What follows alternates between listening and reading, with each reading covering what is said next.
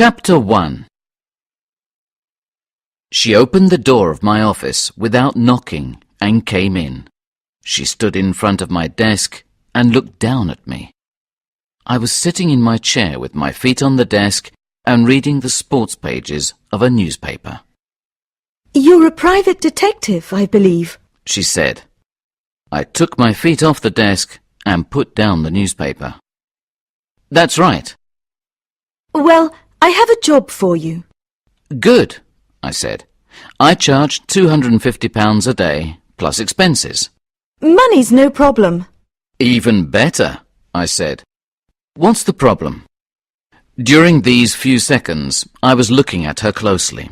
She had beautiful, long red hair and enormous emerald green eyes. She reminded me of a cat I had once. The eyes, not the hair.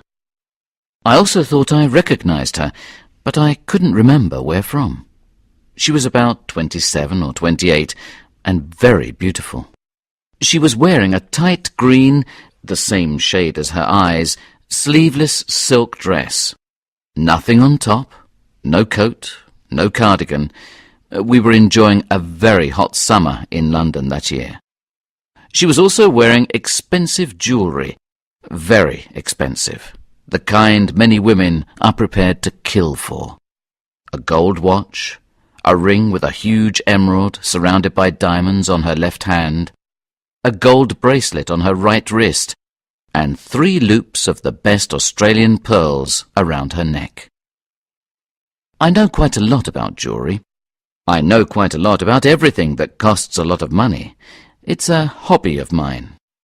For the same reason, I was also receiving messages from the perfume she was using that day. It was something like the latest perfume, but not the one along with all the other latest of the perfume manufacturers which flood the department stores around Christmas.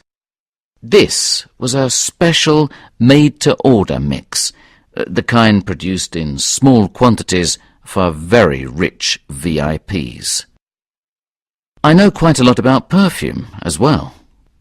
Definitely, she was the kind of client that I liked to have, and also the kind of client that I needed at that moment. "Well, the problem, Mr. Boot, is that I have great difficulties in sleeping at the moment." "Shouldn't you see a doctor, not a detective?" I said. "No, you see, there's a reason I can't sleep." "And what is it?" I asked. "It's a ghost." "A ghost?" "Yes, a ghost. A ghost in my house. And 2 or 3 nights a week, about midnight or 1 o'clock, I hear strange noises in the house." Now, I don't believe in ghosts, but I do believe in rich, beautiful clients. So, I asked her to sit down. While she was doing this, I tried to think of intelligent questions that you can ask about ghosts. "Well, first of all, when did this start?" "About 3 months ago." "And where do the noises come from? From which part of the house, I mean? In your bedroom, or—" "No, not in my bedroom. In fact, quite a long way from my bedroom. It's a very big house, you see. My bedroom is on the 2nd floor. There are 3 floors altogether. All I can be sure of is that the noises come from below where I sleep, not above." "I see. And have you ever gone down to find out what's going on?" "Yes, 2 or 3 times. But each time the noise stops a moment or 2 later, while I'm going down the stairs. I've looked into every room on the 1st floor and the ground floor, and everything has been completely normal." "Curious," I said. "Tell me a little more about the house." "Well, it's about 350 years old. It's in Surrey, in the country, not far from Sutton. It was built in the 2nd half of the 17th century. Its last owner was my father. He died about a year ago. He left the house to me. He left everything else to me as well." "He was very rich, I presume?" "Yes, very. He was Sir Arthur Willing." "Good God! You're Sir Arthur Willing's daughter?" "Yes, my name is Selina Willing."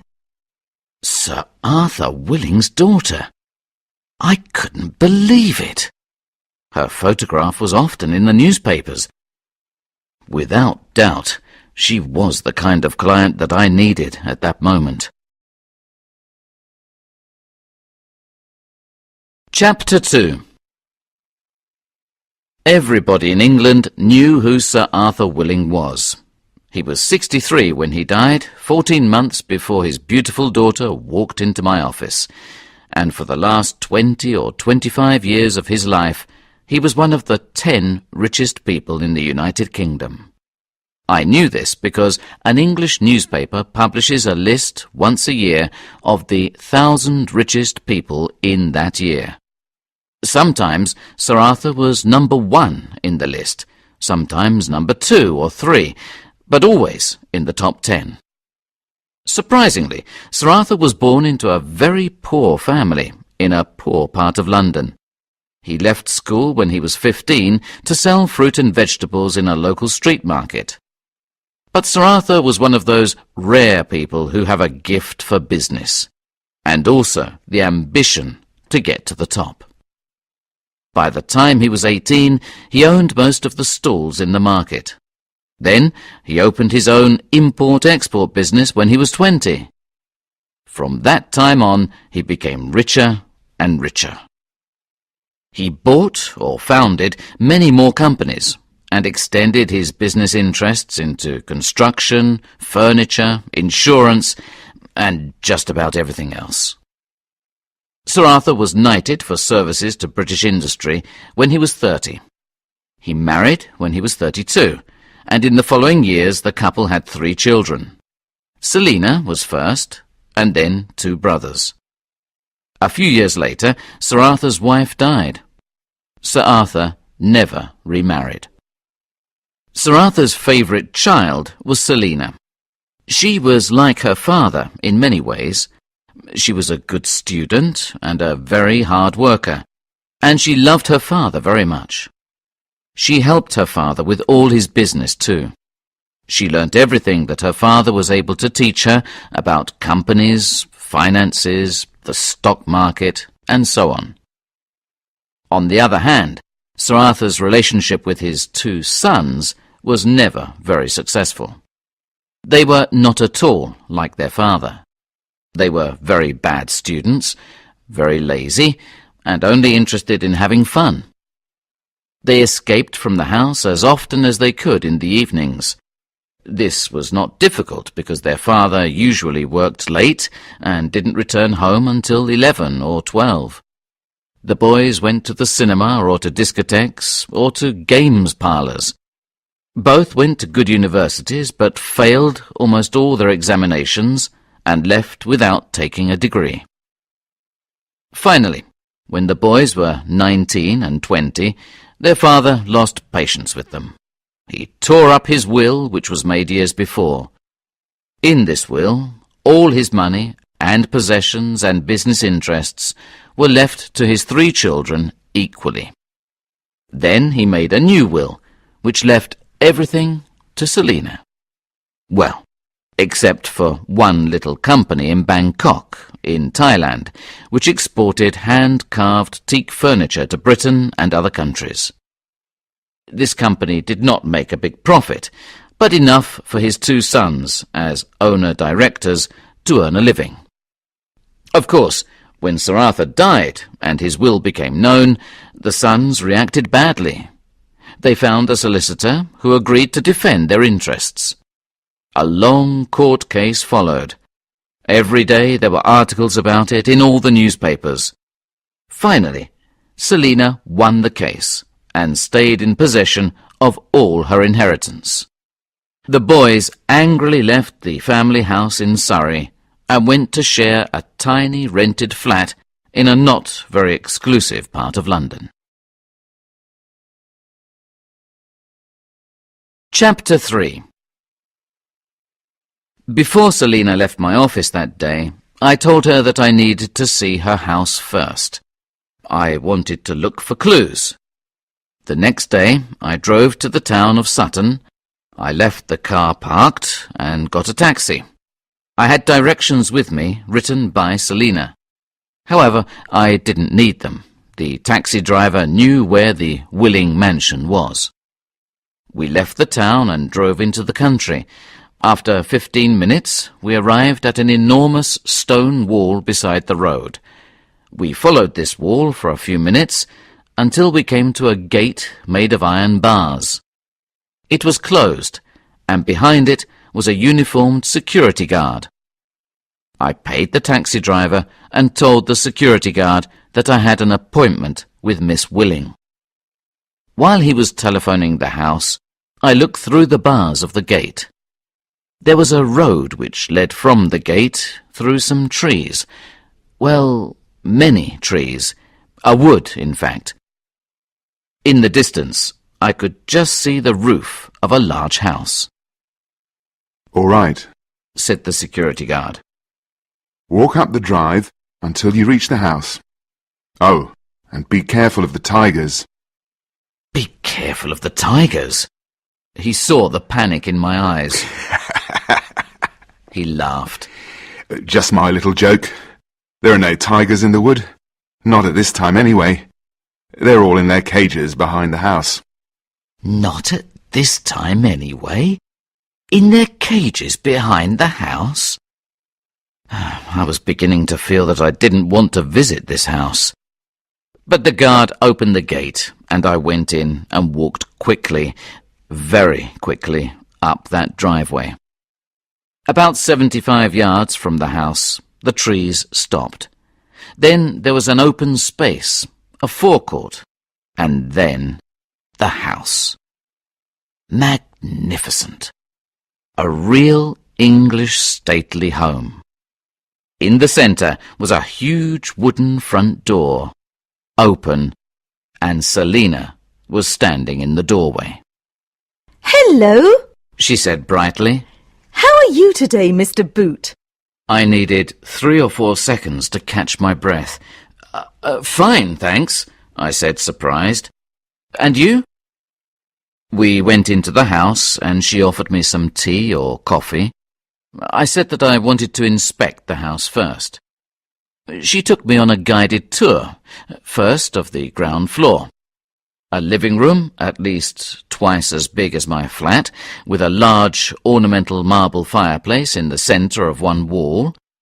A dining room with a dark, polished wooden table, about 10 yards long, in the centre, with chairs around it. The kitchen and the pantry, a room that Selina used as an office. Various other smaller rooms. Afterwards we went upstairs to look at the bedrooms and bathrooms on the first floor. We didn't go higher because Selina was sure that the noises came from below where she slept, on the second floor. We returned to the living room, and Selina rang a bell. A pretty little maid, about 18 years old, appeared, and Selina asked for coffee. It arrived almost immediately, and we sat down to talk.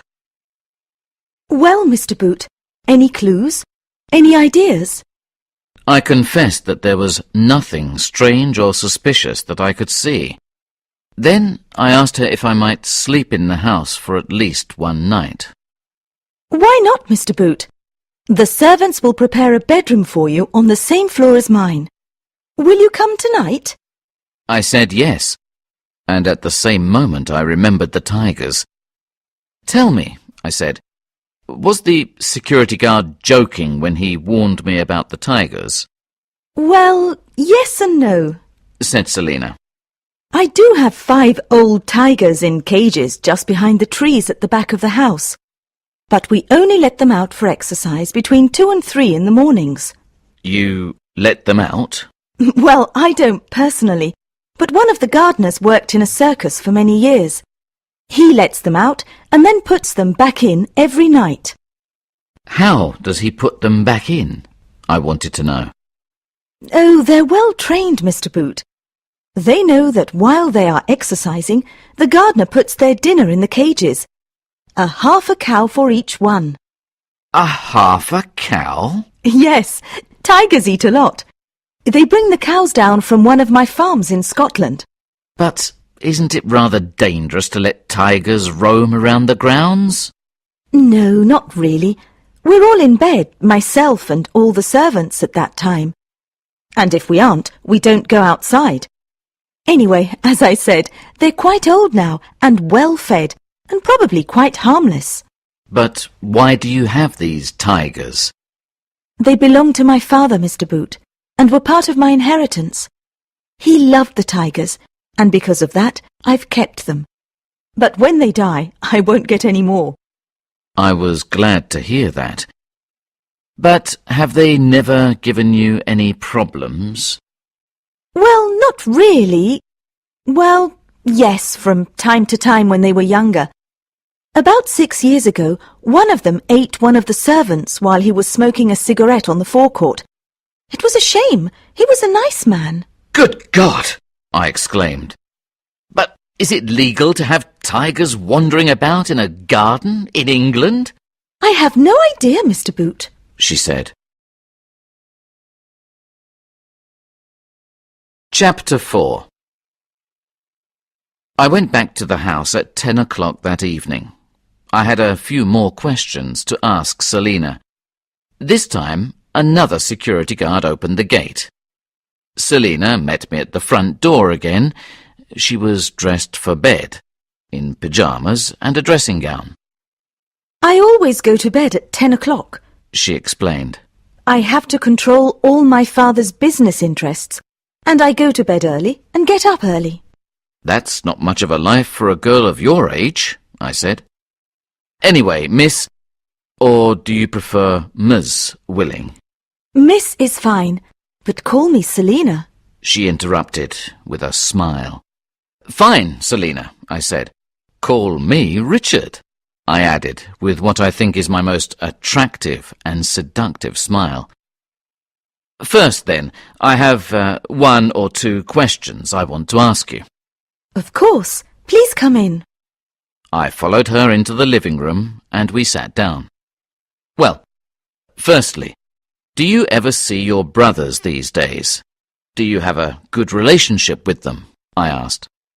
No, is the answer to both questions, I'm afraid. We've never had a good relationship, even when we were children. They were always against me. They used to call me Daddy's little girl because I loved my father and I wanted to help him, especially after my mother died. They left here after the problem of the inheritance was over. You know all about that, I suppose. I nodded. That was about a year ago, she continued. And I've only seen them once since, by chance. I was walking past a cafe near Knightsbridge, and I saw them through the window. They were talking to 2 or 3 other men, foreign men, I think, dark-haired and fairly dark skins, from some part of Asia, perhaps. I see, I said. But another question. Do they have keys to the gate and to the house? Selina looked surprised. Do you suspect them of something? She asked. Let's say I'm trying to eliminate possibilities. Well, yes, I suppose they still have keys to the house, but not to the gate. No one has a key to the gate except the security men. There are 5 of them, and they work shifts. 2 work nights and the others during the day. At least one of them is on duty 24 hours a day. And another question. Does anyone else live in the house? No, not even the servants. There were some old stables which we converted into apartments some years ago. Close to the house, on one side. All the servants live there. So, I said, after 11 or 12 at night, there's no one in the house except you. That's right, she answered. All right, just one more question before you go to bed. There isn't a basement or cellar below this house, is there? No, nothing. Somewhere there are some old plans of the house. I've seen them, and there's nothing but the 3 floors. Right, I said. No more questions for today. Oh, except, where do I sleep? One of the servants will show you to your room when you're ready to go to bed. If you want something to eat or drink, you just have to ring this little bell. Thank you, but I don't want anything. I'll go to bed soon too. I've brought a book to read in bed," I added. I took out of my pocket the book I was reading at the moment, a paperback copy of Henry Esmond, a well-known 19th century English novel by William Thackeray. You like good books, Richard. Said Selina. So do I, when I have time to read.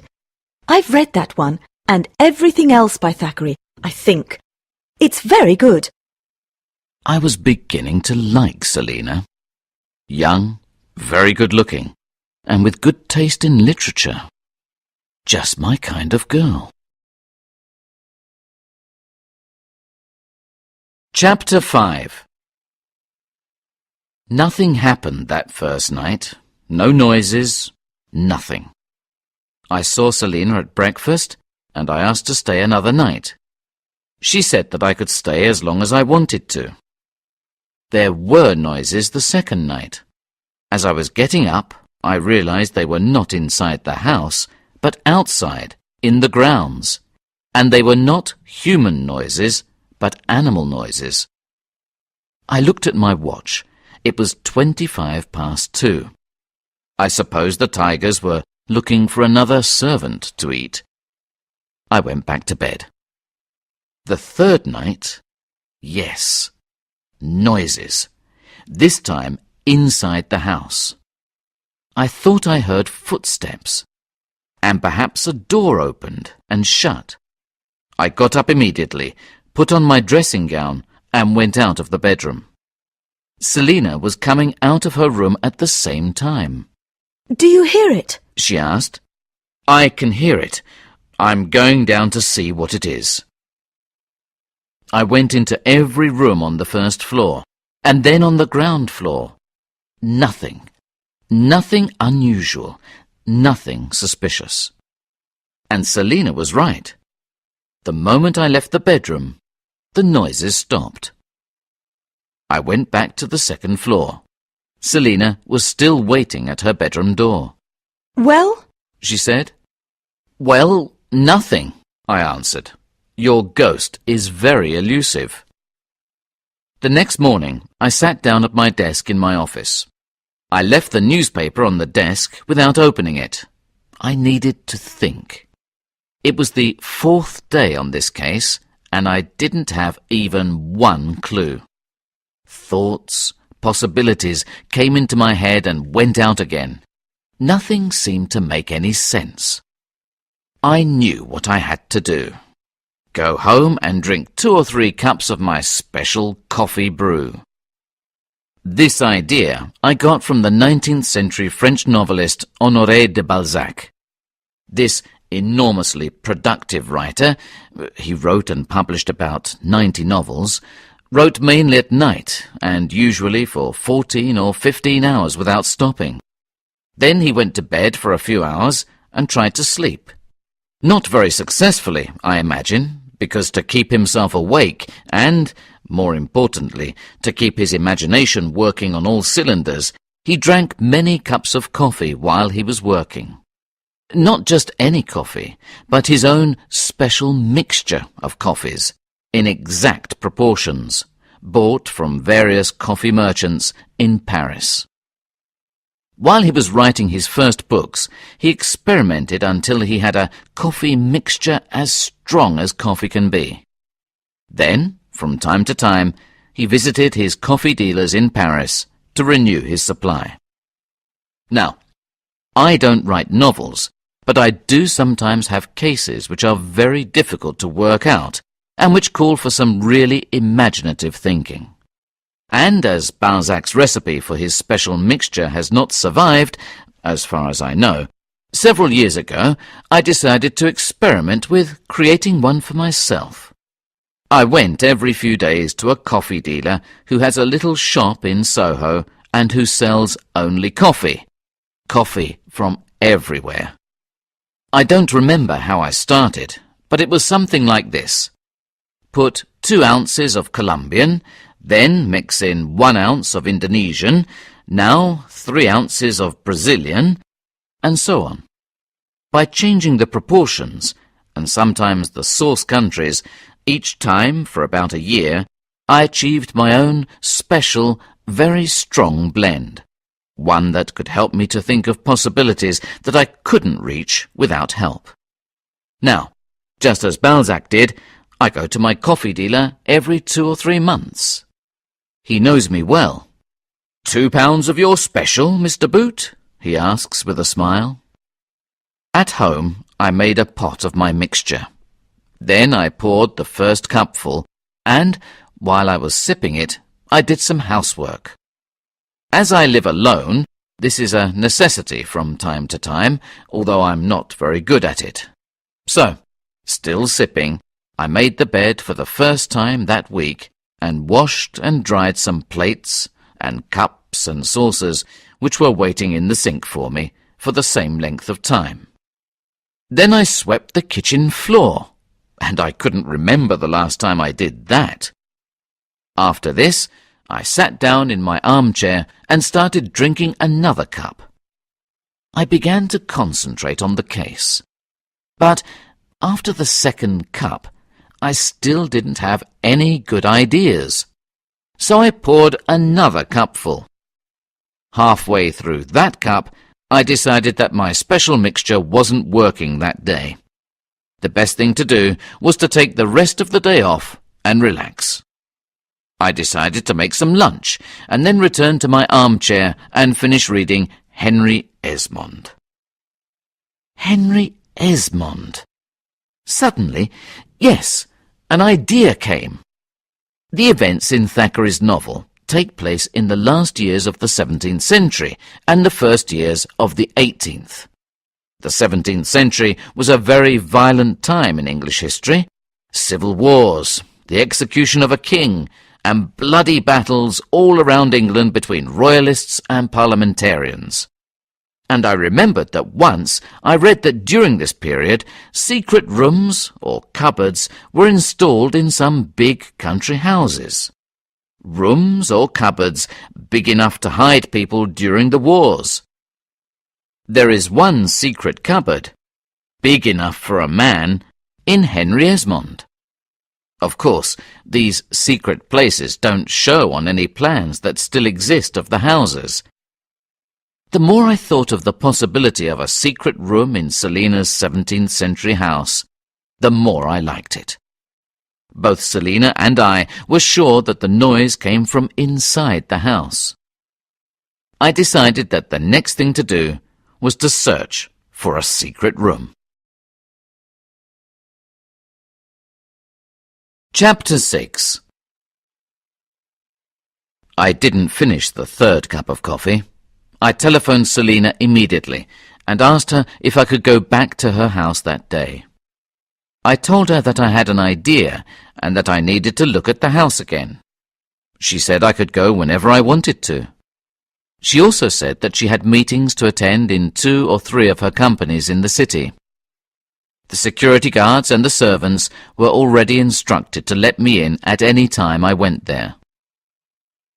I thought for a moment before I left home. I decided to take a torch with me. It might be useful. I arrived at Selina's house at about 2 o'clock. I was let in and, firstly, I went through all the rooms on the first floor. I couldn't find any secret cupboards or any possible space for a secret room. I went down to the ground floor and did the same, with the same result. I sat down in an armchair to think. I tried to recall my conversations with Selina. Perhaps there was a clue in them. Suddenly, I remembered that she told me that there was no basement or cellar. She also told me that she once saw the plans of the house and no basement was shown.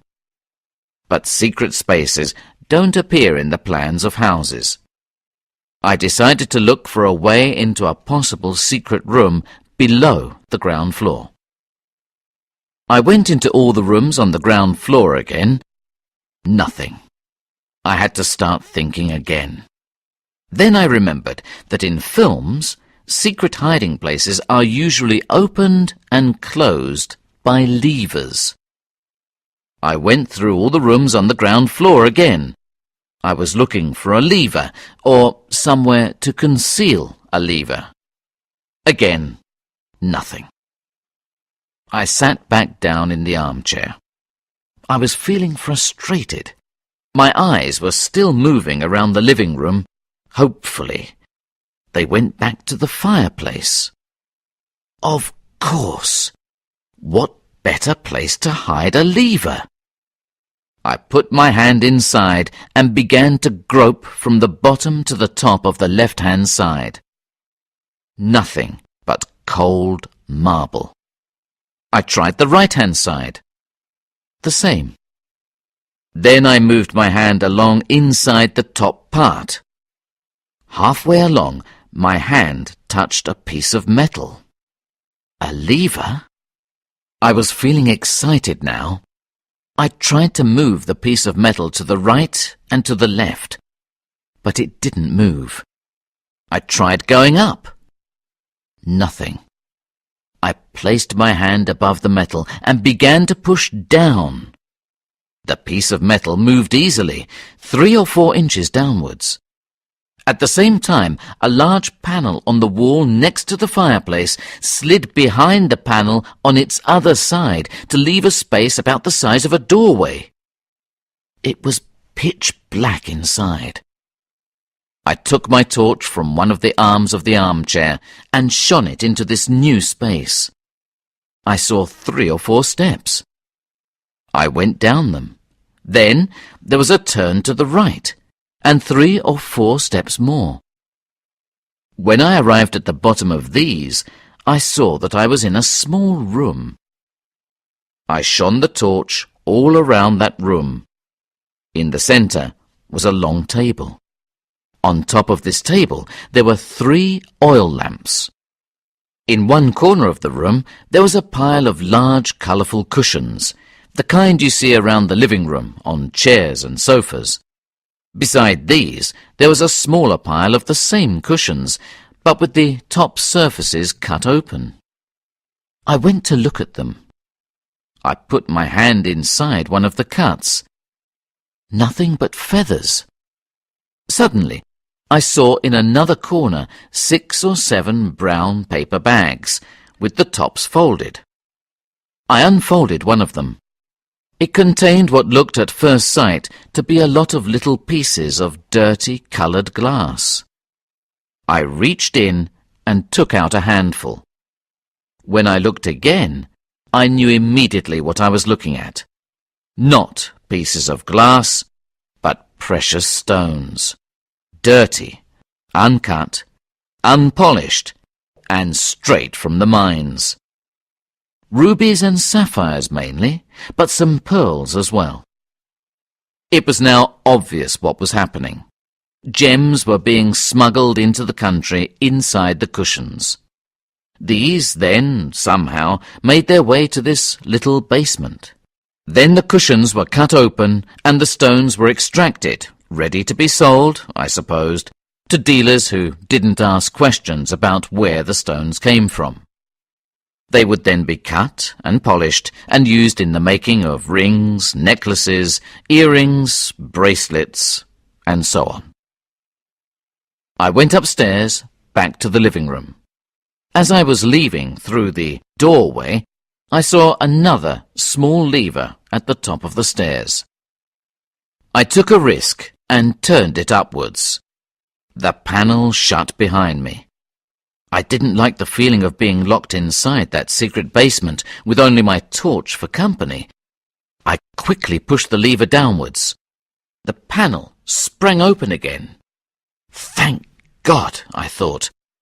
I went to the fireplace and pushed the lever upwards. The panel closed. How clever, I thought. A secret room with a lever outside to open and close it, and one inside as well. Chapter 7. I knew what I had to do first. Back in my office, I telephoned Chief Inspector Snout at Scotland Yard.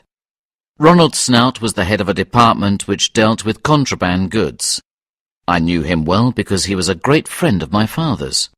Also, Snout and I once collaborated on another case of mine which involved the smuggling of human organs for transplants. Snout himself answered the telephone. Richard! How nice to hear from you. We chatted for a while, and then I told him that I had something for him. I asked if we could meet later that day at Dirty Dick's Cafe, only a few yards from Scotland Yard. Dirty Dick's is open 24 hours a day and is well known for its enormous English breakfasts. Eggs, bacon, sausages, tomatoes, and anything else you ask for, which they will serve you at any moment of the day or night. It is much used by policemen who are going on or off duty around the clock. We agreed to meet there at 6. Then I lay on the sofa in my office to go over things in my mind. Some people are good lateral thinkers. I, personally, am a horizontal thinker. At least, when I'm not drinking my special coffee mixture, I think better when I'm lying down. I wanted to put things together because I wanted to tell Snout as much as possible. I started to revise everything I knew. From the newspaper reports about the inheritance case a year before, to my conversations with Selina and my visits to her house. The boys' inheritance, a furniture company in Bangkok, and a lot of the precious stones which are smuggled into Europe come from Asia and Africa. The boys were talking to foreign men in a pub, possibly Asians, Selina said. The boys probably still had keys to the house. The fact that they didn't have keys to the front gate worried me a little. Were the security men members of the gang? I arrived at Dirty Dick's a little early. I sat down at a table and ordered a pot of tea. 10 minutes later, Ronald Snout arrived. He looked just the same as he always did, in his late 50s, but tall and slim, with an athletic build, a luxuriant but well-trimmed moustache, and very well dressed. He looked more like a company director than a policeman. We greeted each other, and he ordered tea and 2 scones. Once he was seated, and after chatting for a couple of minutes, I told him the whole story. I started from the moment that Selina came into my office. He listened without comment. A good policeman must be a good listener. Ronald was very interested, of course, in what I had to say. He knew all about the Willing family, but he had no idea what the boys were doing. We talked about the best way to deal with this case. One possibility was to arrest the brothers immediately and interrogate them. But we agreed that this wasn't the best way to do it. They might not say who their accomplices were, and, anyway, these might leave the country the moment they found out that the boys were in the hands of the police.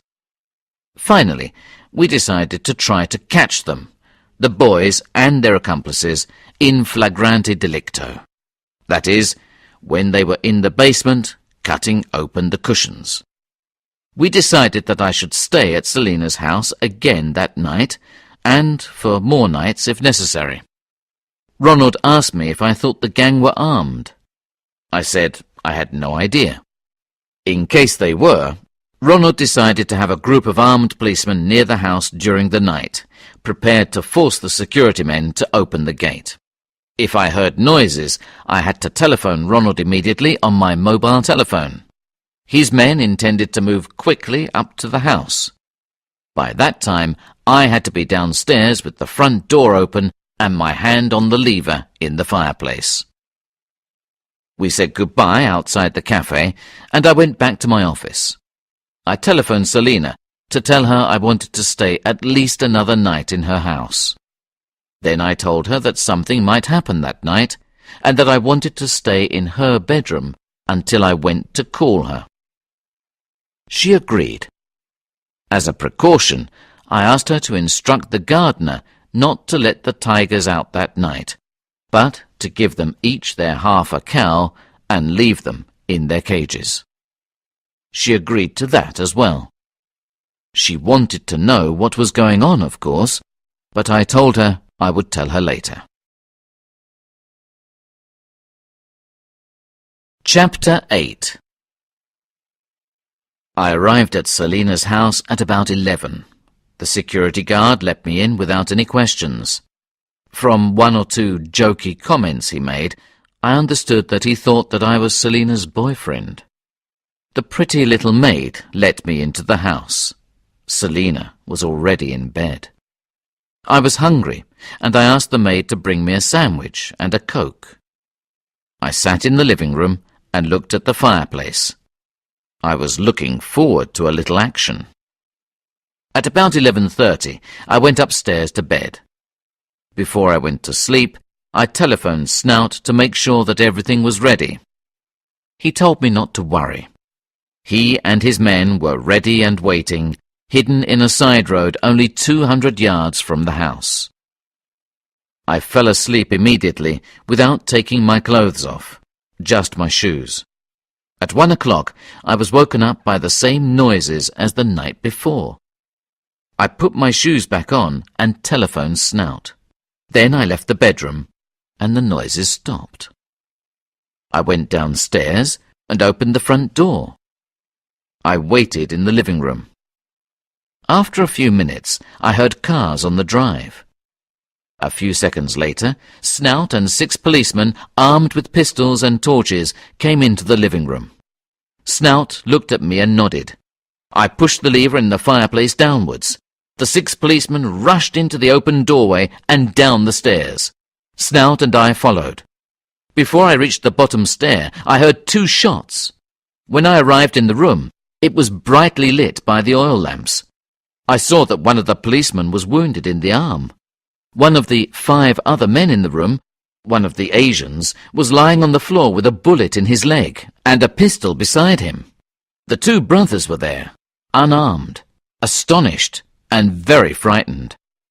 The 2 other men, both obviously Asians also, had pistols in their hands, but with 5 armed policemen with their weapons pointed at them, they didn't seem very sure what to do with them. Drop the guns! Ordered Snout. The pistols fell to the floor. All that was left to do was to handcuff the members of the gang and take them to the cars which were waiting on the forecourt, and then to take possession of the gems. The uncut cushions were also carried to the cars and loaded into the boots. 2 ambulances were called for the wounded men. Snout and I spoke for a minute or 2 before they all left. He told me that they would interrogate the men some time later. He promised to telephone me after that. I went upstairs and knocked on Selina's door. She was awake, of course, and I told her everything. "No ghost," I said. "Just some villains making a dishonest living." She seemed relieved, but a bit disappointed. I think she quite liked having a ghost in the house. I told her I would ring her later, after I talked to Snout. Chapter 9. Snout telephoned me about 2 o'clock that afternoon. He told me that during their interrogation, the brothers confessed everything. Snout said that they were like 2 frightened little boys. They were first offenders, so they had no experience of being questioned by police authorities. The Asians were more difficult, obviously hardened criminals, but they were caught red-handed and the police had all the evidence they needed to prosecute them. Snout also told me that the 2 night security men were also in custody. They were paid by the rest of the gang to open the gate and help to carry the cushions up the driveway to the house. The other 3 security men were clean. They knew nothing about it. Then, because there were some things I didn't have clear, I asked Snout some questions. For example, how did the boys know about the secret room? They found it when they were only kids, while they were playing in the living room. They decided to keep it a secret, their private place that no one else knew about. One night, a few months ago, while Miss Willing was in the United States on business, they carried the table down there. They needed a surface to cut open the cushions. And how did this operation start, I wanted to know. Well, Said Snout. 2 or 3 months after they received their inheritance, the brothers went to Bangkok. They wanted to see the factory. They were there about 2 weeks. Somehow they got involved with a group of local people. You have met 3 of them. One is Burmese, by the way, and the other 2 Thais. These people are, in fact, experienced jewel smugglers, but the brothers didn't know that at the time. And the idea for this operation came from them, not from the brothers. Now, the brothers are pretty simple-minded, frankly. They were taken out to dinner several times to good restaurants by these nice people. Always invited, always paid for. After that, I think that it was easy to persuade them to take part in the scheme. Now, the company makes furniture from teak, and the accompanying cushions. So the plan was that the brothers returned to London with the 3 Asians, which they did. After that, a small group of local people, in the pay of the smugglers, began to enter the factory late at night, 2 or 3 nights a week.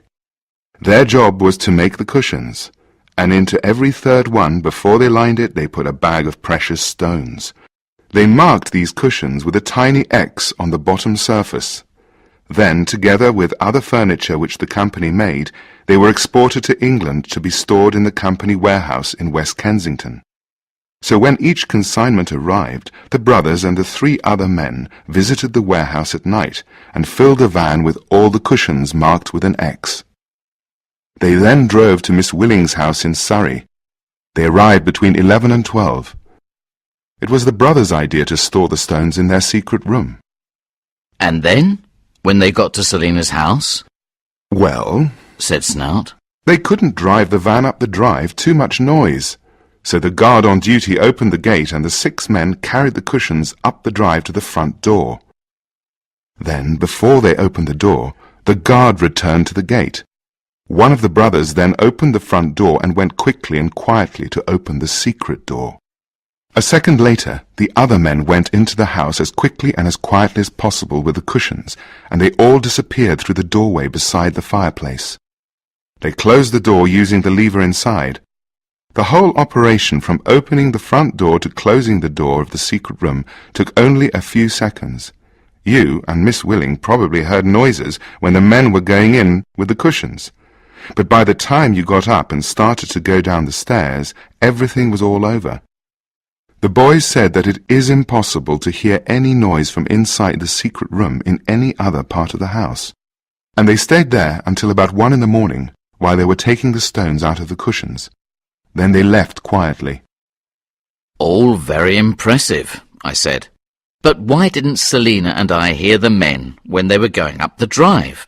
Well, firstly, because they were trying to be as quiet as possible, and secondly, because Miss Willing's bedroom is at the back of the house. It overlooks the back of the garden. Where did you sleep, Richard? The same, yes. My bedroom overlooked the back too. I didn't think of that. But just one more question, Ronald. Where did the stones come from? Well, from Burma, actually. There are several gemstone mines in Burma, and they don't seem to be very well controlled. They mine various precious stones, but rubies and sapphires are the most valuable. Now, Burma and Thailand are separated by a natural border, the Moe River. Along this river on the Burmese side are little border towns, and a great number of the stones which are mined are stolen and smuggled to these towns.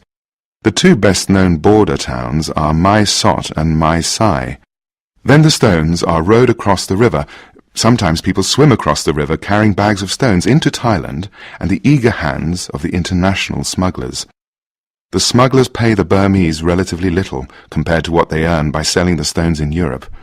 Oh, and yes, the Burmese also have a pearl farming industry at Mergui in the archipelago of the Gulf of Martaban, to the south of the Burmese mainland.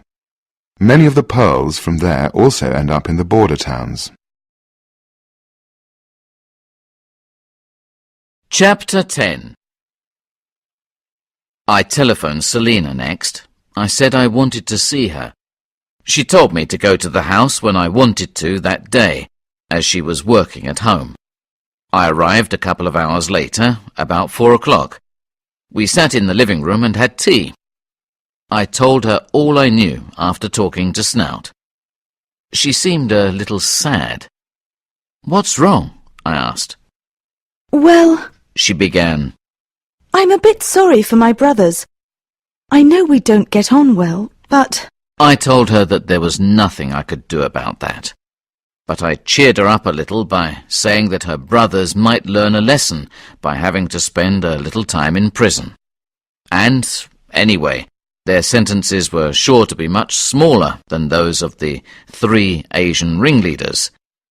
Her brothers didn't have police records, and I told her that it was clear to the police that they were used and manipulated by the other gang members. I suppose I should pay you, Richard. She then said. "That's a good idea," I replied. She went to a chest of drawers, opened a drawer, and took out a checkbook. Is a cheque all right? She asked. "Fine," I said. But I didn't go to Selina's house just to tell her what Snout told me, nor to be paid. I had something else on my mind. "Selina, I was wondering, well, the fact is, when I finish a case, I like to go out and celebrate. There's a little French restaurant in Soho. Very good food, excellent fish, and, well, I was wondering if you would like to have dinner there with me tonight." Finally, I said it. Her eyes brightened, and she gave me a beautiful smile. I'd love to, Richard. So we made the arrangements, and I left the house. I wanted to dance down the driveway. The case was solved. I had some money in my pocket, and I had a beautiful girl to take out to dinner that night. Life was treating me well. The last line of one of everyone's favourite old films came to my mind. As I tried to sound like Humphrey Bogart in Casablanca, I repeated it to myself. "Yes," I said, "this could be the start of a beautiful friendship."